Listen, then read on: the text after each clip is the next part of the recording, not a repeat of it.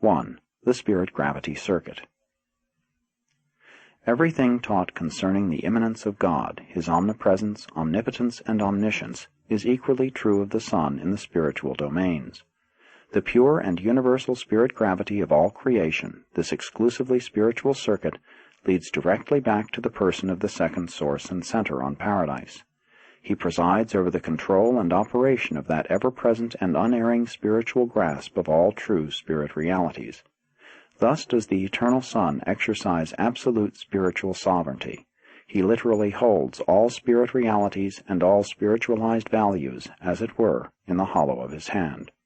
The control of universal spiritual gravity is universal spiritual sovereignty.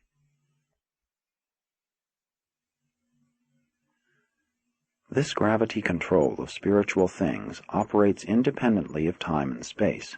Therefore is spirit energy undiminished in transmission. Spirit gravity never suffers time delays, nor does it undergo space diminution. It does not decrease in accordance with the square of the distance of its transmission.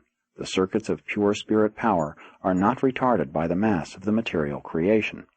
And this transcendence of time and space by pure spirit energies is inherent in the absoluteness of the Sun. It is not due to the interposition of the anti-gravity forces of the third source and center.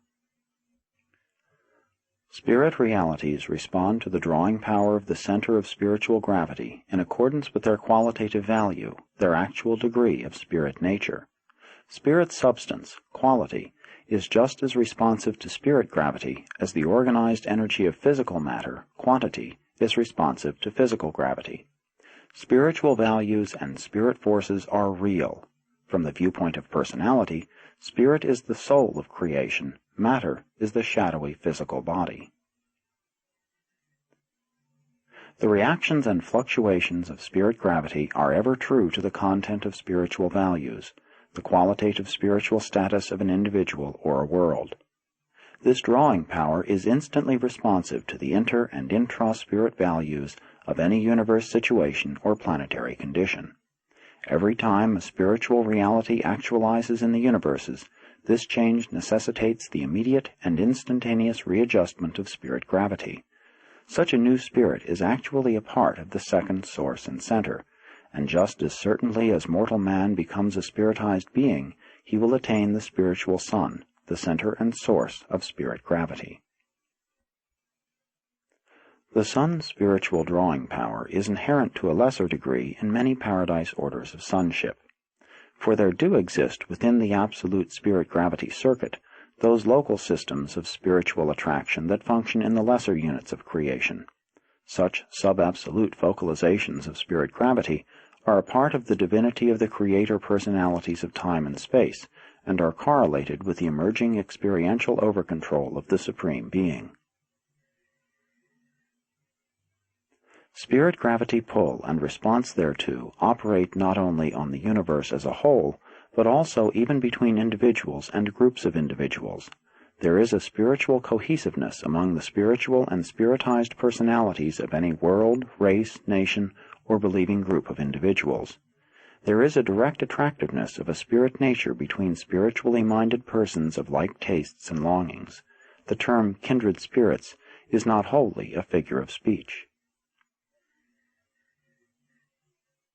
Like the material gravity of paradise, the spiritual gravity of the Eternal Son is absolute. Sin and rebellion may interfere with the operation of local universe circuits, but nothing can suspend the spirit gravity of the Eternal Son. The Lucifer rebellion produced many changes in your system of inhabited worlds and on Urantia, but we do not observe that the resultant spiritual quarantine of your planet in the least affected the presence and function of either the omnipresent spirit of the Eternal Son or the associated spirit gravity circuit.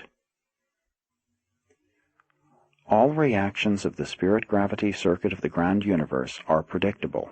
We recognize all actions and reactions of the omnipresent spirit of the Eternal Son and find them to be dependable. In accordance with well-known laws, we can and do measure spiritual gravity just as man attempts to compute the workings of finite physical gravity. There is an unvarying response of the Son's spirit to all spirit things, beings, and persons, and this response is always in accordance with the degree of actuality, the qualitative degree of reality, of all such spiritual values. But alongside this very dependable and predictable function of the spiritual presence of the Eternal Son, there are encountered phenomena which are not so predictable in their reactions. Such phenomena probably indicate the coordinate action of the Deity Absolute in the realms of emerging spiritual potentials. We know that the spirit presence of the Eternal Son is the influence of a majestic and infinite personality, but we hardly regard the reactions associated with the conjectured performances of the Deity Absolute as personal. Viewed from the personality standpoint and by persons, the Eternal Son and the Deity Absolute appear to be related in the following way. The Eternal Son dominates the realm of actual spiritual values, whereas the Deity Absolute seems to pervade the vast domain of potential spirit values. All actual value of spirit nature finds lodgment in the gravity grasp of the Eternal Son, but, if potential, then apparently in the presence of the Deity Absolute. Spirit seems to emerge from the potentials of the Deity Absolute. Evolving spirit finds correlation in the experiential and incomplete grasps of the Supreme and the Ultimate. Spirit eventually finds final destiny in the absolute grasp of the spiritual gravity of the Eternal Son. This appears to be the cycle of experiential spirit, but existential spirit is inherent in the infinity of the second source and center.